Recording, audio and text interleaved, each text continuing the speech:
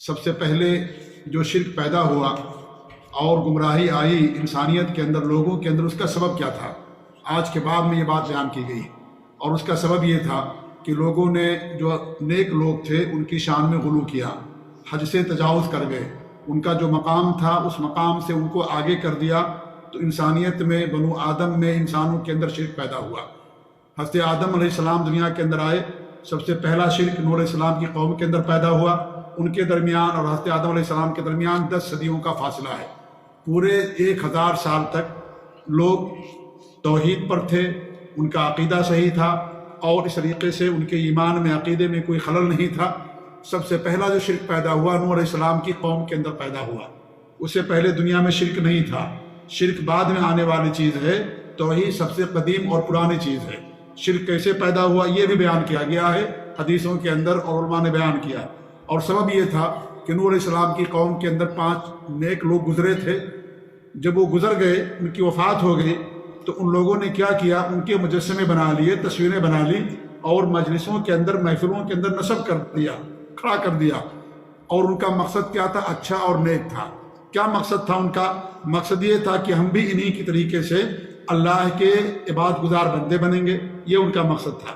ہم ان کو یاد کریں گے، جیسے وہ اللہ کی بات کرتے تو ویسے ہم بھی اللہ کی بات کریں گے، نیک بنیں گے، ان کو دیکھ کر کے یہ مقصد تھا۔ اس مقصد کے لیے انہوں نے ان کی تصویریں بنائیں اور مجسمے بنائے اور مجلسوں کے اندر کھڑا کر دیا۔ جب یہ لوگ گزر گئے، جب نئی نسل آتی ہے، نئے لوگ آتے ہیں اور علم بھی ختم ہو گیا، تو ان لوگوں نے کیا کیا، شیطان نے ان کے دل کے اندر بات ڈال دی، وسوسہ ڈال دیا کہ ان کی جو تصویریں تم دیکھ رہے ہو، ان کے مجسمے جو تم دیکھ رہے ہو، یہ ایسے نہیں تھے، یہ اس لیے بنائے گئے تھے تاکہ تم ان کے ذریعے سے اللہ تعالیٰ کو پکارو، ان کا واسطہ لو، ان کا سبب، ان کا واسطہ لو، ان کے ذریعے سے تم اللہ تعالیٰ کو پکارو، اللہ تعالیٰ تمہارے سنے گا، تم گنہگار ہو، تمہاری اللہ تعالیٰ تک پہنچ نہیں ہے۔ یہ نیک لوگ تھے، اللہ تعالیٰ ان کی سنتا ہے، اللہ کے دربار میں ان کی چلتی ہے، لہذا تم ان کے ذریعے سے اللہ تعالیٰ سے مانگو۔ وہیں سے امت کے اندر شرک پیدا ہوا، یا لوگوں کے اندر شرک پیدا ہوا، اس سے پہلے شرک نہیں تھا۔ اب انہوں نے ان کے ذریعے سے اللہ تعالیٰ سے مانگنا شروع کر دیا۔ بعد میں ان کے جو ہے پختہ قبریں بنائی گئیں، اور اس طریقے سے مزارات بنائے گئے، لوگ وہاں جانے لگے، اور اس طریقے سے شرک پیدا ہو گیا۔ تو اللہ رب العالمین اس کو ختم کرنے کے لیے نوح علیہ السلام کو دنیا کے اندر بھیجا۔ تو اس طریقے سے شرک پیدا ہوا، نیک لوگوں کی شان میں غلو کرنے کی وجہ سے، ان کے مقام کو اونچا کرنے کی وجہ سے شرک پیدا ہوا۔ اللہ کے نیک بندے تھے، وہ چلے گئے دنیا سے، ان کے لیے ہم خیر کی امید رکھتے ہیں، لیکن ان کے ذریعے سے لوگوں نے شرک پیدا کر دیا۔ تو ایسے دنیا کے اندر شرک پیدا ہوا، پہلے دنیا میں شرک نہیں تھا۔ لہذا جو علماء ہیں، ان کی باتوں پر عمل کیا جائے گا جب ان کی بات کتاب اللہ اور سنت رسول کے موافق ہوگی، دلیل کے ساتھ ہوگی، ان کی بات پر عمل کیا جائے گا۔ اور اگر اچھے ہیں، نیک لوگ ہیں، ان کے لیے خیر کی امید کی جائے گی، لیکن ان کے پاس جانا اور اس طریقے سے ان کو پکارنا، ان کا واسطہ لینا، یہ کیا ہے؟ یہ شرک ہے، حرام اور ناجائز ہے۔ آج بہت سارے لوگ جو صوفیاء ہیں یا اس طریقے سے راستے سے بھٹکے ہوئے ہیں، وہ کیا کرتے ہیں، اپنے بزرگوں کے پاس، جو زندہ علماء ہیں، ان کے پاس جاتے ہیں، ان کے ہاتھ کو چومتے ہیں، ان سے برکت کی امید رکھتے ہیں، اور ان کے پیشانیوں کو، ان کے ہاتھ پاؤں کو، ان کے قلم کو، ان کے کپڑے کو، ان کے جوتے کو، تمام چیزوں کو چومتے اور چاٹتے ہیں، اور سمجھتے ہیں کہ ہمیں اس کے ذریعے سے برکت ملتی ہے۔ یہ سب اللہ رب العالمین کے ساتھ شرک ہے، حرام اور ناجائز ہے۔ کسی کی شان میں غلو کرنا، ان کے مقام کو اونچا کر دینا، یہ حرام ہے، اللہ رب العالمین سے منع فرمایا۔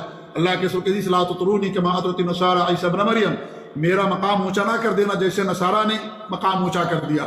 میں اللہ کا بندہ، اس کا رسول ہوں، مجھے اللہ کا بندہ، اس کا رسول کو اللہ کے رسول صلی اللہ علیہ وسلم اپنے بارے میں فرما رہے ہیں۔ اس طریقے سے قرآن کریم کے اندر اللہ رب العالمین نے فرمایا کہ اہل کتاب لا تغلوا فی دینکم، اہل کتاب دین کے اندر غلو نہ کرو۔ غلو کہتے ہیں حد سے تجاوز کر جانا، حد سے آگے بڑھ جانا۔ دین میں ہر ایک کا مقام واضح ہے، ماں باپ کا مقام، بیوی کا مقام، شوہر کا مقام، بھائی کا حق، سب کا حق واضح ہے۔ کسی کے حق میں آپ غلو کریں گے، اس کے مقام اونچا کر دیں گے، یہ حرام اور ناجائز ہے۔ یہ شرک میں پڑنے کا ذریعہ ہے، بدعت میں پڑنے کا ذریعہ اور سبب ہے، کیونکہ لوگ اسی کی وجہ سے گمراہ ہوئے۔ اللہ کے رسول صلی اللہ علیہ وسلم کے زمانے میں 3 صحابہ کرام نبی کے پاس تشریف لائے، ہمارے نبی کی عبادت کا حال پوچھا، تو ہمارے نبی کے ازواج مطہرات نے بتا دیا کہ آپ صلی اللہ علیہ وسلم ایسی بات کرتے ہیں، تو انہوں نے اللہ کے رسول کی بات کو کم سمجھا، کہا کہ آپ بخشے بخشائے ہیں، آپ کو زیادہ بات کی ضرورت نہیں ہے۔ ایک صحابی نے، کسی نے کہا کہ میں رات بھر قیام کروں گا، رات کو نہیں سوؤں گا، کسی نے کہا کہ میں روزہ رکھوں گا، کبھی روزہ نہیں توڑوں گا، ایک نے کہا کہ میں شادی ہی نہیں کروں گا۔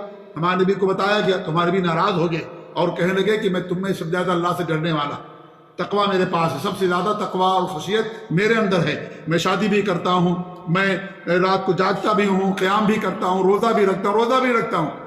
فمن رغب عن سنتی فلیس منی، جو میری سنت سے اعراض کرے گا وہ مجھ سے نہیں ہے۔ سنت اعتدال اور عدل کی تعلیم دیتی ہے، سنت ہمیں غلو سے بچاتی ہے۔